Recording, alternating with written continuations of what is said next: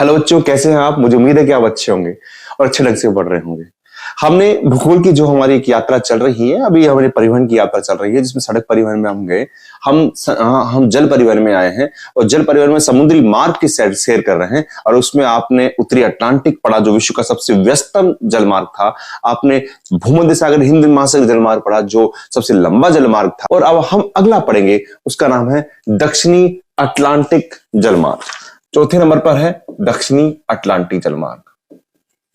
दक्षिणी अटलांटिक जलमार्ग है क्या?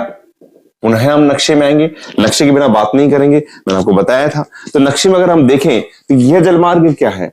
यह जलमार्ग, हम दक्षिण अमेरिका में आते हैं यहां से, और दक्षिण अमेरिका में जो आपके ब्राजील है, तो ब्राजील का एक तटीय बंदरगाह है रियो डी जेनेरो। आप देख पा रहे होंगे यहां पर रियो डी जेनेरो है। तो ये रियो डी जेनेरो से शुरू होकर, है ना, यहां से शुरू होकर ये यहां पर पूरे ब्राजील और अर्जेंटीना को सेवा प्रदान करता है। साथ में पश्चिमी अफ्रीकी जो है, इन क्षेत्रों को सेवा प्रदान करता है। और यहां से शुरू होकर ये एशिया यानी हिंद महासागर प्रवेश कर एशिया और ऑस्ट्रेलिया के अंदर अपनी सेवाएं प्रदान करता है।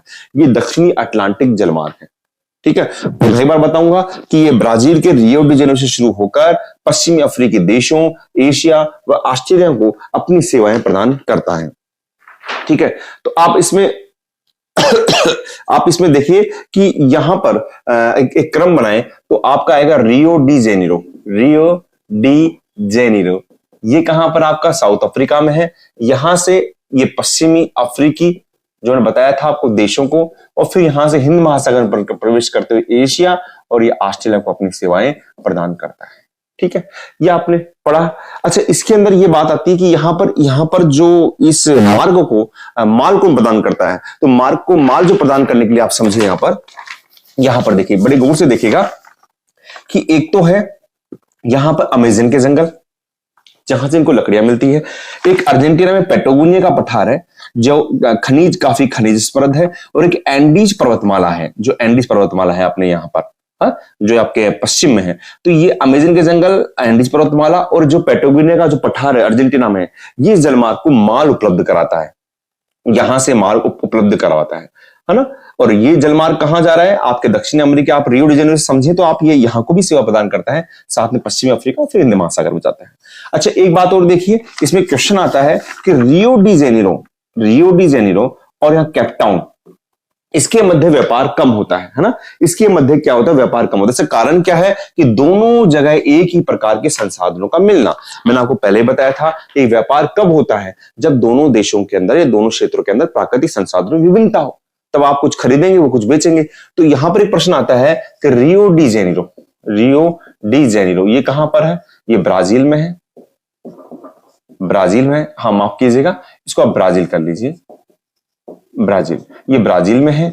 और यहां पर रियो डी जेनेरो के बाद में आपके पास में आएगा यहां पर कैपटाउन कहां पर है? साउथ अफ्रीका में है। यह दोनों, यहां पर व्यापार कम होता है, कारण दोनों जगह एक ही जैसे संसाधन यानी प्राकृतिक संसाधनों का मिलना इसका एक कारण है। ठीक है, अच्छा, अब हम अगला पढ़ते हैं, उसका नाम है कैरेबियन, आपके कैरेबियन जलमार्ग। इससे पहले इसके कुछ प्रमुख बंदरगाह देख लेते हैं। प्रमुख बंदरगाह देख लीजिए आप।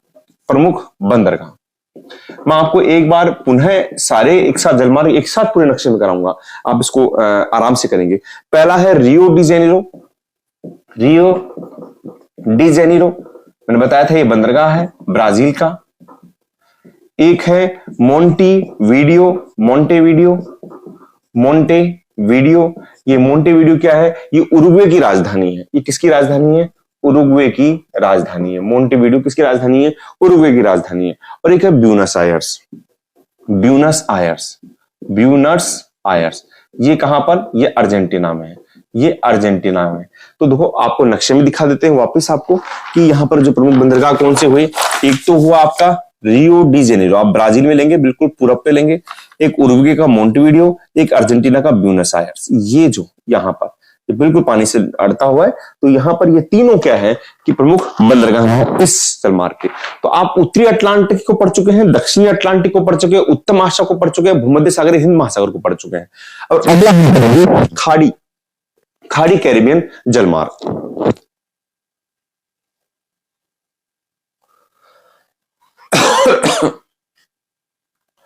तो अब आप पढ़ेंगे खाड़ी कैरिबियन जलमार्ग। खाड़ी कैरिबियन जलमार्ग देखिए, कैरिबियन जलमार्ग, तो आप पहले यहां पर आप थोड़ा सा कैरिबियन सागर की तरफ सोचिए कि कहां पर है कैरिबियन सागर।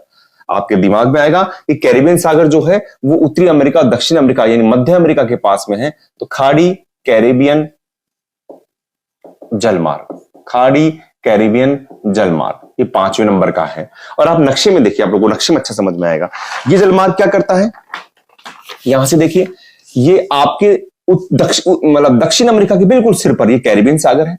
ये कैरिबियन सागर से जलमार्ग चलता है और यहां से आप मैक्सिको की खाड़ी में जाने का जो रास्ता है, एक जल संधि है, इसको कहते हैं युकाटन जल संधि। क्या कहते हैं, युकाटन जल संधि।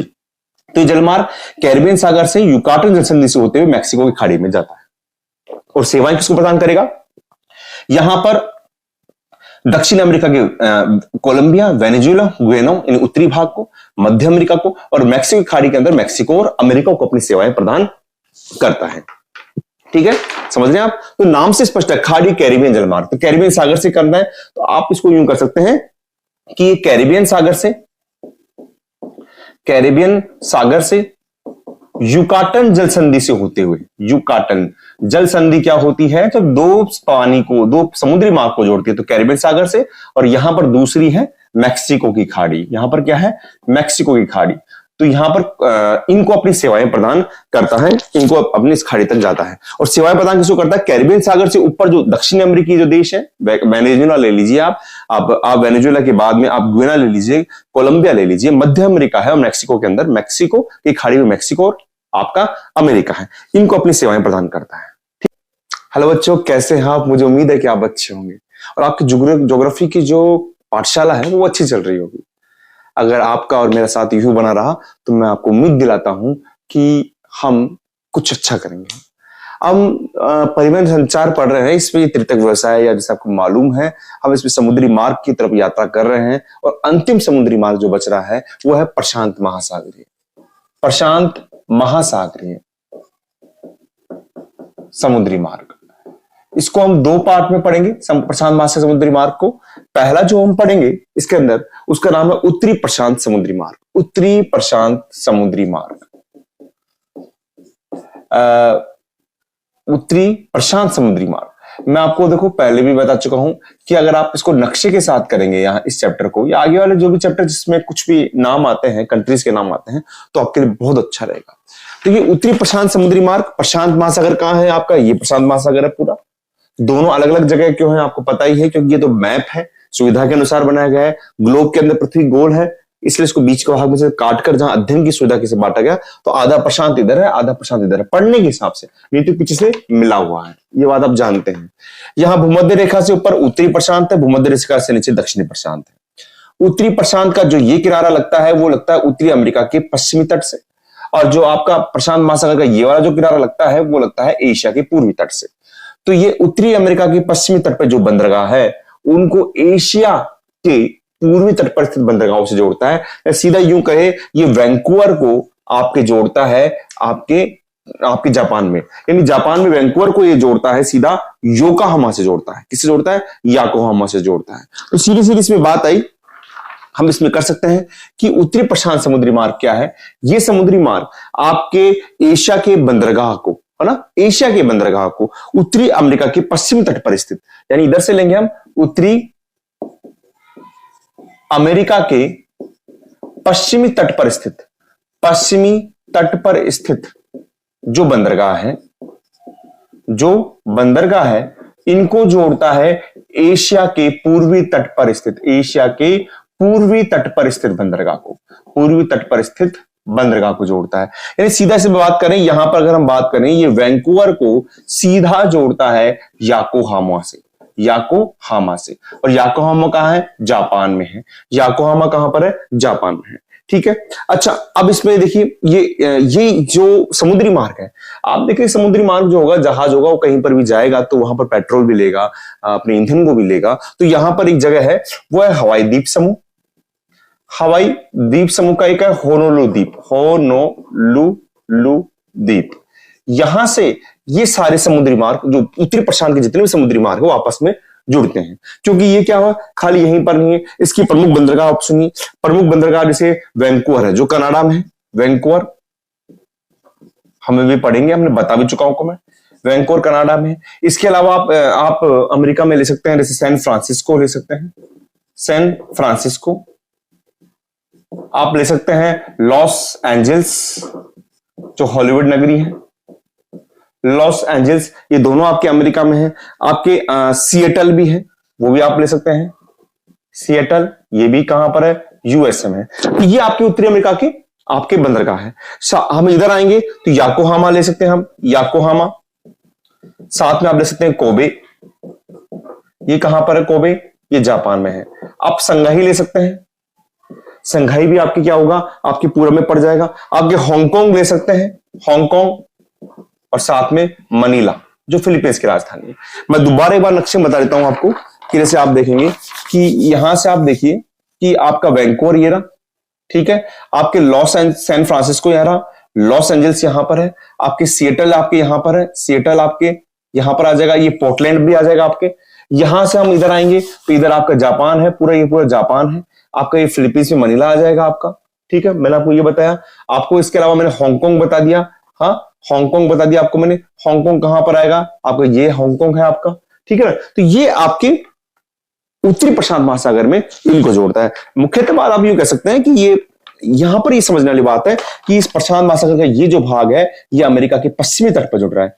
हर, इस पर कंफ्यूज ना हुए, हर जो भी एक पेज होता है, यानी इसकी बात करें तो इसका ये नॉर्थ होता है, ये साउथ होता है, ये ईस्ट होता है, वेस्ट। हम इसकी बात करें तो ये नॉर्थ है, ये साउथ है, ये ईस्ट है और ये वेस्ट है, तो ये वेस्ट को जोड़ रहा है। अगर हम इसकी बात करें तो ये नॉर्थ है, ये साउथ है, ये ईस्ट है। इसलिए हम कह रहे हैं कि ये अमेरिका के पश्चिमी तट को जोड़ रहा है। यहां बात करें तो ये बात करें एशिया के पूर्वी तट को जोड़ रहा है। आपको कंफ्यूज नहीं होना है, ठीक है। अब कोई भी आपको अगर कंफ्यूजन होता है फिर भी तो आप कमेंट बॉक्स पे मुझसे कभी भी पूछ सकते हैं, मैं आपको बताने की पूरी कोशिश करूंगा। अब दूसरा आप देखते हैं दक्षिणी प्रशांत समुद्री मार्ग, दक्षिणी प्रशांत समुद्री मार्ग वो देखते हैं। ये अब आएगा भूमध्य रेखा से जो प्रशांत महासागर का भाग है वहां पर आएगा। ये बड़ा इंटरेस्टिंग है, इसको आप अच्छी तरह से देखेंगे। बी आएगा दक्षिणी प्रशांत समुद्री मार्ग, दक्षिणी प्रशांत समुद्री मार्ग। देखिए ये जो मार्ग है ये कैसे है, देखिए ये जो मार्ग है वो आपका यहां पर है, यहां पर आएगा आपका दक्षिण प्रशांत का। हम बात करेंगे भाई दक्षिण अमेरिका का, ये पश्चिमी तट की बात कर सकते हैं, और हम ऑस्ट्रेलिया न्यूजीलैंड को जोड़ता है। लेकिन इसमें अलग चीज हो रहा है, ये क्या करता है, साथ में सेवाएं प्रदान करता है उत्तरी पश्चिमी यूरोपीय देशों को, उत्तरी पश्चिमी यूरोप देशों को सेवाएं प्रदान करता है। कहां से, यहां पर जो पनामा नहर है, पनामा नहर से जोड़ता है दक्षिण प्रशांत महासागर को। यानी यह समुद्री मार्ग उत्तरी पश्चिमी यूरोपीय देशों और उत्तरी अमेरिका को, ये पूरा उत्तरी अमेरिका है, इसको पनामा नहर द्वारा दक्षिण प्रशांत महासागर से जोड़ता है और साथ में ऑस्ट्रेलिया और न्यूजीलैंड में जोड़ता है, एशिया के अंदर। समझ रहे हैं? तो ये चीज थोड़ी सी इसमें अलग है ना। तो आप समझ रहे होंगे यहां पर ये अभी हम पनामा नहर भी पढ़ेंगे। तो यह समुद्री मार्ग क्या करता है, आपकी उत्तरी पश्चिमी यूरोपीय देशों को, उत्तरी पश्चिमी यूरोपीय देशों को पनामा नहर के द्वारा, पनामा नहर के द्वारा, अभी पनामा भी पढ़ेंगे हम, स्वेज भी पढ़ेंगे, पनामा नहर भी पढ़ेंगे और हम स्वेज नहर भी पढ़ेंगे। इसके के द्वारा उत्तरी अमेरिका को, ऑस्ट्रेलिया को, न्यूजीलैंड को और जो भी एशिया के कुछ देश हैं, प्रशांत महासागर में छोटे छोटे द्वीप हैं, उनको जोड़ता है। प्रशांत महासागर के छोटे छोटे द्वीपों को जोड़ता है, प्रशांत महासागर के छोटे छोटे द्वीपों को जोड़ता है ना। आपको रटना नहीं है, आपने ऐसे सोचा कि कुछ लिख दिया हो, आप इस पे कुछ भी लिख सकते हैं जो आपके मतलब क्लियर होना चाहिए बिल्कुल। आपने लिख दिया कि उत्तरी पश्चिमी यूरोप को पनामा नहर के द्वारा दक्षिणी अमेरिका के पश्चिमी तटीय क्षेत्रों से उत्तरी अमेरिका को भी सेवाएं देगा। यहां से भी कोई मान लीजिए कोई माल देना चाहे तो यहां पर दे सकता है आराम से, और यहां से ऑस्ट्रेलिया, न्यूजीलैंड और ये छोटे छोटे द्वीप प्रशांत महासागर के, इनको जोड़ता है। अब यहाँ प्रमुख बंदरगाह कौन से हैं, प्रमुख बंदरगाह वही है जो हमने उसमें पढ़े थे, हांगकांग यहां पर भी आ जाएगा और साथ में फिलीपींस आ जाएगा, हांगकांग और फिलीपींस, ये प्रमुख बंदरगाह है। तो ये आपका समुद्री मार्ग हो गया। हम जलमार्ग की बात कर रहे थे, उसमें समुद्री मार्ग पड़ा था और एक आंतरिक जलमार्ग पड़ा था, जो छोटे छोटे नौ परिवहन होते हैं, है ना। अब हम पढ़ेंगे जो आपके आंतरिक जलमार्ग, अब हम पढ़ेंगे नौ परिवहन पर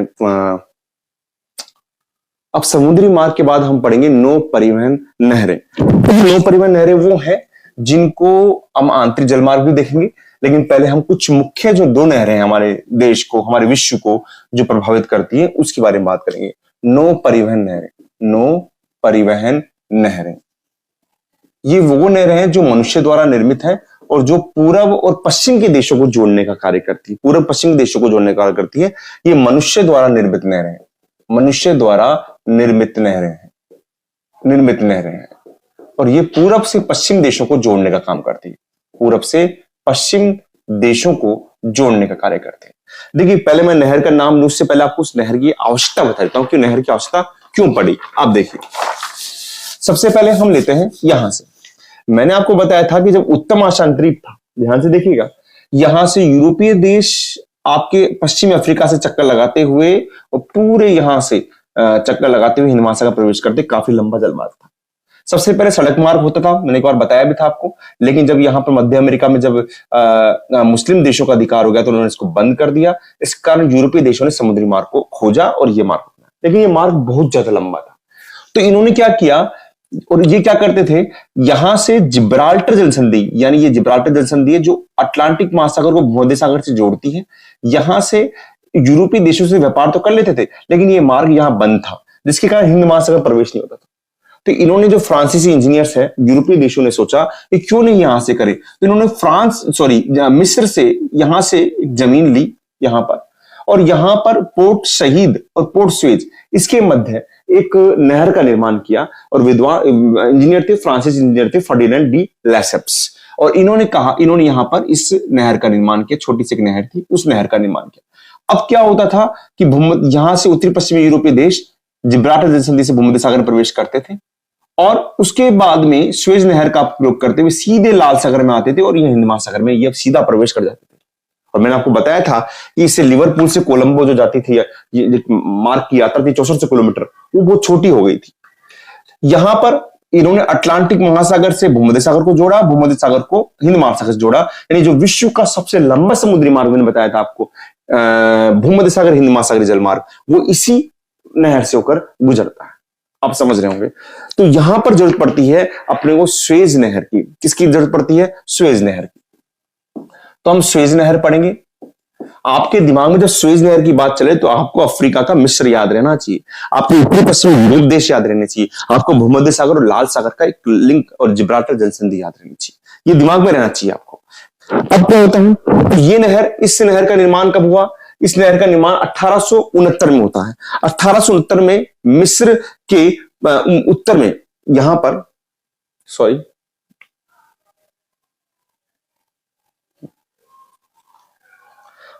तो देखिए, इस नहर का निर्माण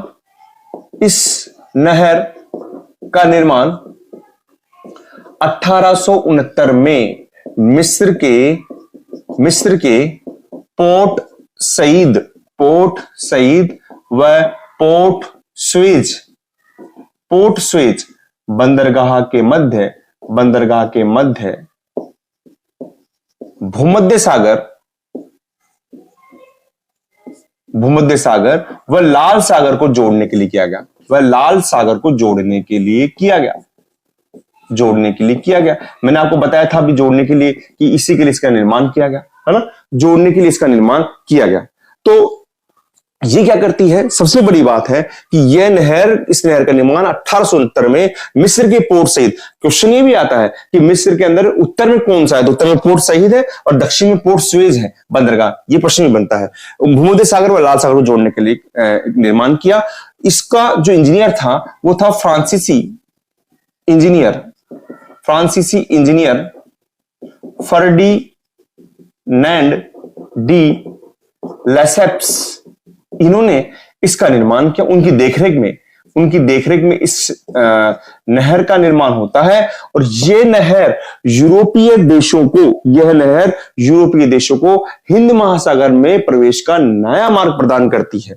यह बड़ा अच्छा क्वेश्चन है कि यह नहर यूरोपीय देशों को, जो यूरोपीय देश क्या कर रहे थे, यूरोपीय देश चक्कर लगा रहे थे, पूरे अफ्रीका का चक्कर लगा रहे थे यहां से, लेकिन यहां से हिंद महासागर में जाने का नवीन मार्ग प्रदान करती है। क्वेश्चन कैसे बन सकता है? तो यह नहर यूरोपीय देशों को हिंद महासागर में प्रवेश का, हिंद महासागर में प्रवेश का नवीन मार्ग प्रदान करती है, नवीन मार्ग प्रदान करती है। ठीक है, नवीन मार्ग प्रदान करती है। अच्छा, और साथ में आप इसमें ये भी देखिए कि इस नहर की क्या कुछ मेजरमेंट है। ये 162 किलोमीटर लंबी है, 162 किलोमीटर लंबी है। साथ में ये 60 मीटर चौड़ी है, केवल 60 मीटर चौड़ी है। एक साथ ज्यादा जहाज नहीं जा सकते, एक जहाज जाएगा दूसरा जहाज जाएगा, कुछ इस तरीके से रहता है। और मात्र 10 मीटर गहरी है, क्योंकि जमीन को करके बनाई है तो 10 मीटर गहरी है। ये इसका मेजरमेंट है। 162 किलोमीटर लंबी है, 60 मीटर चौड़ी है और 10 मीटर ये गहरी नहर है ना। और इसमें इस नहर को, क्योंकि ये नहर बाद में पहले फ्रांसीसी विद्वानों ने बनाया तो उनका अधिकार था, लेकिन 1956 में मिस्र ने इसे अपने अधिकार में ले लिया है। 1956 में मिस्र ने इस नहर को अपने अधिकार में ले लिया है, इस नहर को अपने अधिकार में ले लिया है, अपने अधिकार में ले लिया है। और यह है विश्व के सबसे लंबे, विश्व के सबसे लंबे समुद्री मार्ग, सबसे लंबे समुद्री मार्ग। कौन सा? भूमध्य सागरीय, हिंद महासागरीय, जो विश्व का सबसे लंबा समुद्री मार्ग था, भूमध्य सागर हिंद महासागरीय मार्ग को जोड़ने का कार्य करती है, को जोड़ने का कार्य करती है। तो वापस एक बार देख लेते हैं इस नहर का निर्माण जरूरत क्यों पड़ी, पता लग गया आपको, जरूरत मैं बता चुका हूं आपको। तो यहां से अपन देखें, वापस देखो बेटा एक बार देख लीजिए, जरूरत ये पड़ी कि इनको यहां जाना था, तो यहां से ये लंबा मार्ग था, तो यह नहर, इस नहर का निर्माण 1869 में हुआ। फ्रांसीसी विद्वान, फ्रांसीसी जो इंजीनियर्स उनकी देखरेख में हुआ। और ये पोर्ट सईद और पोर्ट सुएज के मध्य सुएज नहर का निर्माण हुआ, जो भूमध्य सागर को लाल सागर से जोड़ती है। ये यूरोपीय जो फ्रांसीसी इंजीनियर थे फर्डिनेंड लेसेप्स, उनके निर्देशन में हुआ, 1869 में हुआ। यह यूरोपीय देशों को हिंद महासागर में जाने का नवीन मार्ग प्रदान करती है। 162 किलोमीटर की लंबी है, 60 मीटर गहरी है, 10 मीटर चौड़ी है। और साथ में ही ये विश्व के सबसे लंबे समुद्री मार्गों को अपना मार्ग प्रदान करती है। और 1956 में इसका राष्ट्रीयकरण कर लिया गया था, मिस्र ने इसको अपने अधिकार में ले लिया था। थोड़ा बहुत आपको भूल भी जाते हैं कि सुएज नहर किसको जोड़ती है। वैसे तो आपको नक्शे से करना है, लेकिन फिर भी आपको याद करना हो तो भू यानी भूमध्य सागर, भू यानी भूमध्य सागर। कि सुएज नहर किसको जोड़ती है मैं तो भूल गया, तो भू से भूमध्य सागर और ला से लाल सागर, इनको जोड़ने का कार्य करती है। हाँ, एक चीज और ध्यान रखना है, जिब्राल्टर जल संधि को नहीं भूलना है। जिब्राल्टर जल संधि यहां पर है, जो मतलब सुएज नहर तो यहां पर है, लेकिन जिब्राल्टर जल संधि को इसलिए याद रखना है क्योंकि यहीं से तो यूरोपीय देश जाएंगे। तो जिब्राल्टर जल संधि ये वाला जो मार्ग है, ये वाला जो किसको जोड़ती है, अगर आपसे क्वेश्चन आए तो अटलांटिक महासागर को भूमध्य सागर से जोड़ती है। अटलांटिक महासागर को भूमध्य सागर से जोड़ती है जिब्राल्टर जल संधि। तो ये हमारी सुएज नहर हो गई।